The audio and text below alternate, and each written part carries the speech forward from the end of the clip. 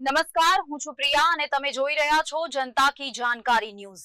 નજર કરીએ આજના સમાચાર ઉપર। ગાંધીનગર ખાતે જનગણના કાર્ય નિદેશાલય ગુજરાત દ્વારા આયોજિત પત્રકાર પરિષદમાં આગામી જનગણના 2027 અંગે મહત્વપૂર્ણ માહિતી આપવામાં આવી હતી। અધિકારીઓએ જણાવ્યું કે આ જનગણના સંપૂર્ણપણે ડિજિટલ પદ્ધતિથી યોજાશે અને આઝાદી બાદની દેશની 8મી જનગણના હશે।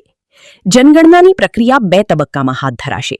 પ્રથમ તબક્કામાં 1 જૂનથી 30 જૂન 2026 દરમિયાન ઘર યાદી અને મકાનોની ગણતરી કરવામાં આવશે, જેમાં આવાસ, પાણી, શૌચાલય સહિતની સુવિધાઓ અંગે માહિતી એકત્રિત થશે। બીજા તબક્કામાં 9 થી 28 ફેબ્રુઆરી 2027 દરમિયાન વસ્તી ગણતરી અને જાતિ આધારિત માહિતી એકત્ર કરવાની કામગીરી થશે। કેન્દ્ર સરકારે આ સમગ્ર કામગીરી માટે હજારો કરોડ રૂપિયાનો ખર્ચ મંજૂર કર્યો હોવાનું પણ જણાવાયું હતું।